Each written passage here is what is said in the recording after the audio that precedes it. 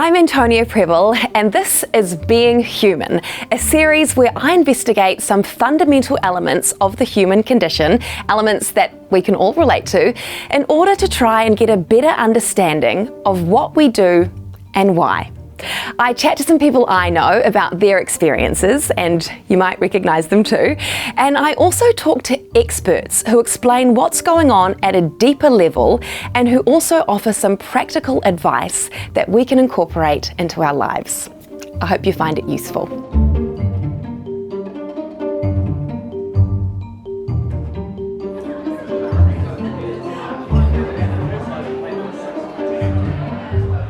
Can I ask you both what happiness means to you? In your opinion, what is the definition of happiness? I guess I have a kind of childish view of happiness, which is when you're feeling good.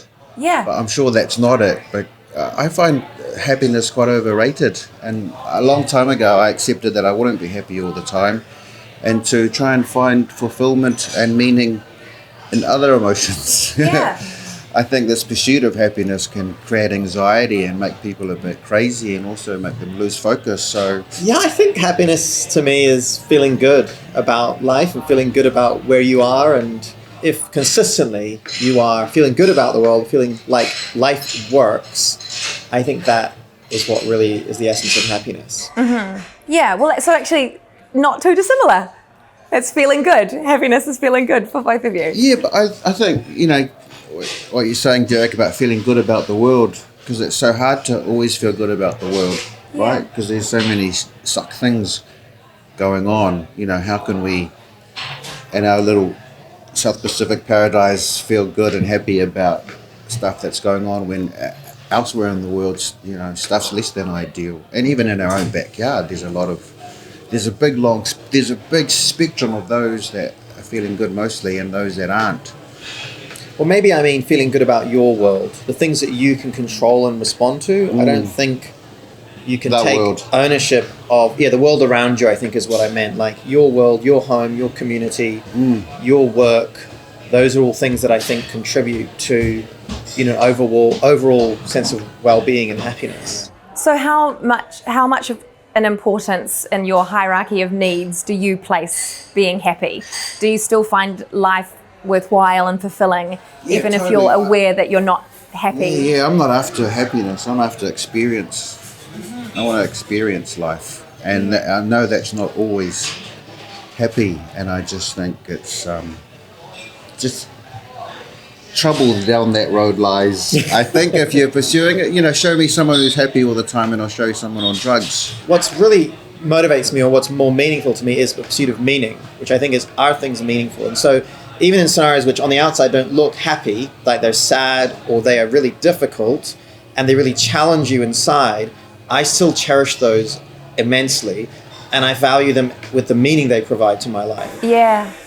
And how about you, Oscar? I actually agree with Derek. I mean, there are always things that aren't ideal, but you control your experience. I heard someone's grandfather said a great thing once: choose your attitude.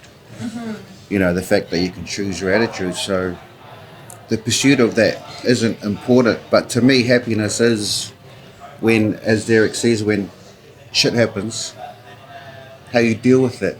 Mm-hmm. And have these feelings about happiness changed over the course of your life? Did you feel like this when you were younger, or has it been something that's slowly developed as you've gotten older and had more experiences? It's easier to find happiness when you're little, right? I remember as an actor, doing your first plays, you'd be happy if you had double figures in the audience. You're like, woo, 12 people. I am happy. Yeah. And then gradually that went up to 30.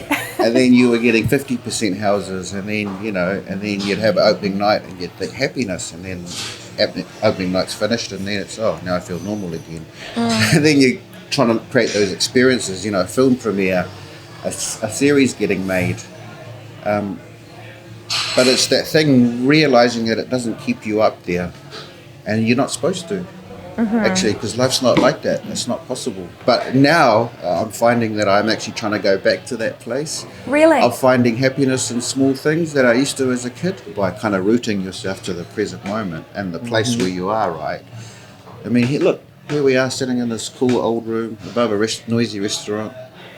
Life's talking happening. about happiness. Yeah. That's a pretty amazing thing to be doing for an hour of your day. Do you know what makes you happy, or do you feel surprised when the happiness feeling comes upon you? I feel, a great sense of happiness when I feel like I'm doing what I'm meant to be doing as a person. So not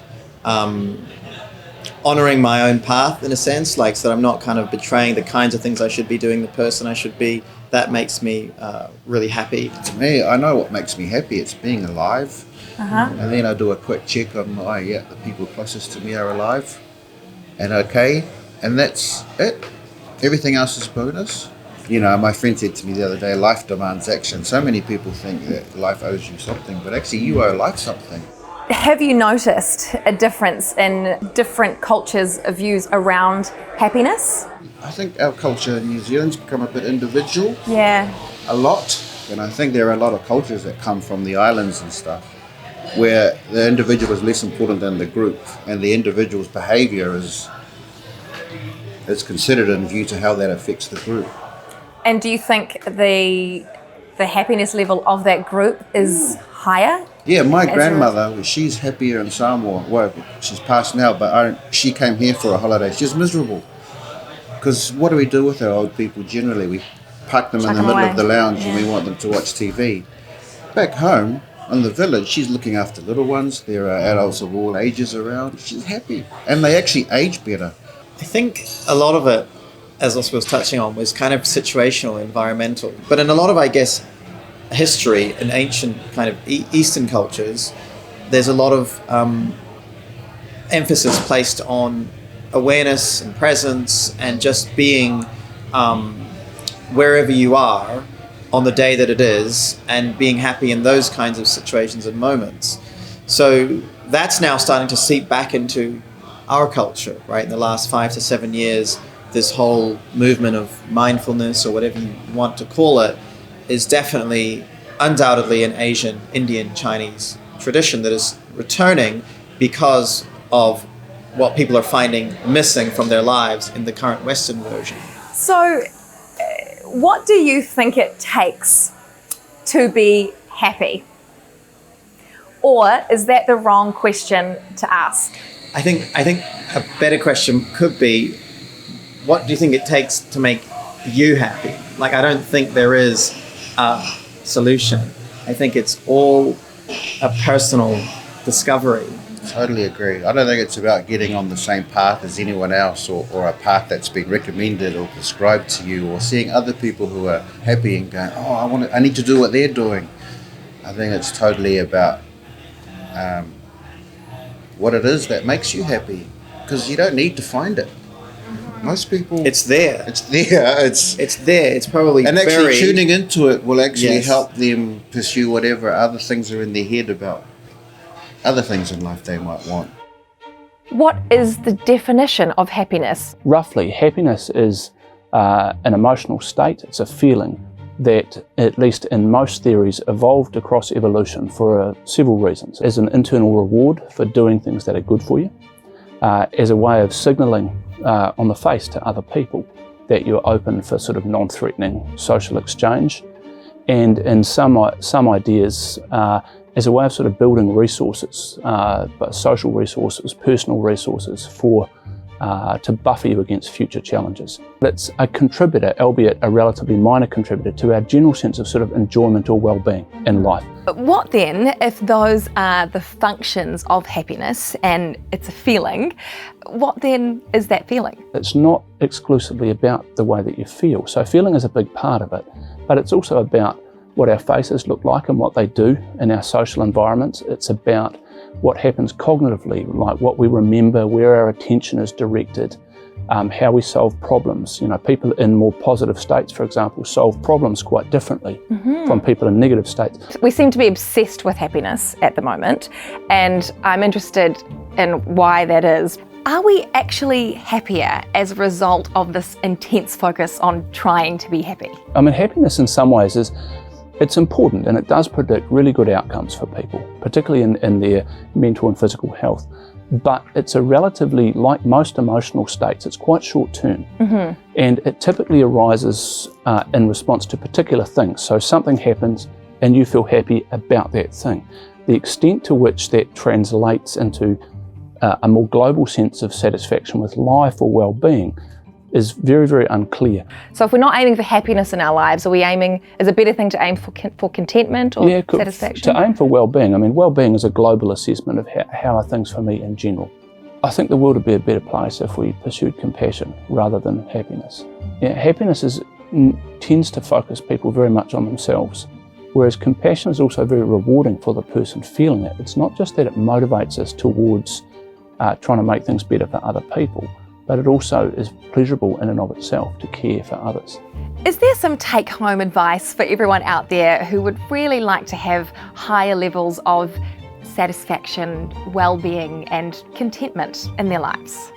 One, have a think about what it is that actually matters to you, because happiness comes from attaining things that matter. Don't chase happiness for its own sake, because it's ephemeral and it moves and it will keep moving. And second, try to orient a wee bit more away from expectations of the way things are supposed to be or should be, and orient more towards the things that you have, to value and appreciate what is actually present.